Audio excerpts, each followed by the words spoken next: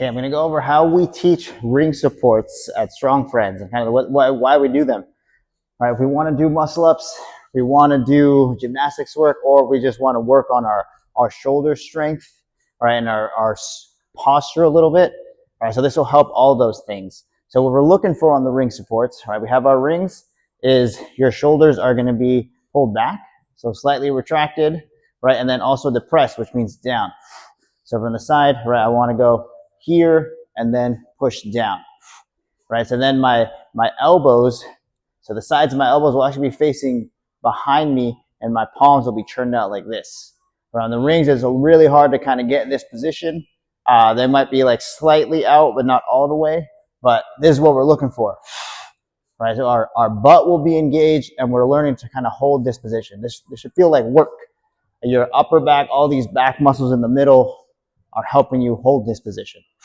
All right, so on the rings, all right, they have a life of their own, but it'll look like this.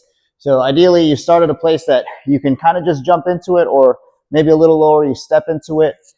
But we're going to lock our arms out. All right, remember we said shoulders depressed, so away from my ears, arms pushed out, and then chest pushed out as well. So as soon as you do that, if you do it really well, right, you can see I'm struggling a little bit.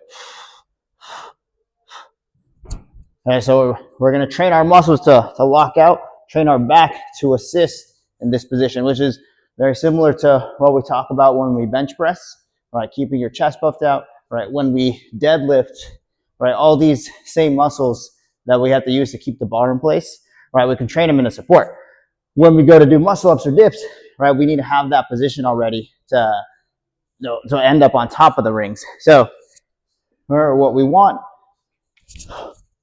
Arms close, hands turned out. So this would be hands turned in. If you look at my shoulders are now turned in. Even if my arms are straight, right? I can feel my chest.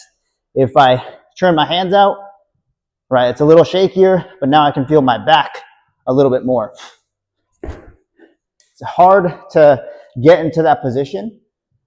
So a good option to train the muscles, because remember, what we want is to train the muscles, not necessarily the movement, right? So it's the position of your form, the position of your muscles, what matters more than the exercise. So I'll grab two bands, about shoulder width apart. Same thing, I'm going to push them down.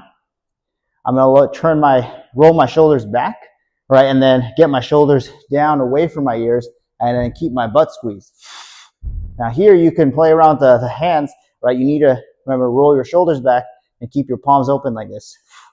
Or hands closed, but wrists showing. And you hold for the same amount of time, right? When we do this for our support, we're just holding. If we go into a dip, you can almost do the same thing as a dip. You bring your elbows back with your shoulders in place. But the position is holding, hands down, turned out, and this should feel like a mid-back exercise. It might be really hard, even with the band, to get your shoulders to roll back. That's the most important part.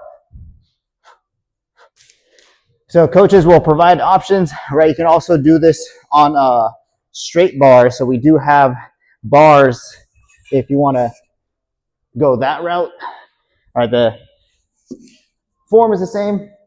You won't get some of that rotation as much as you would on the rings, but you'll still get the scapular depression retraction work.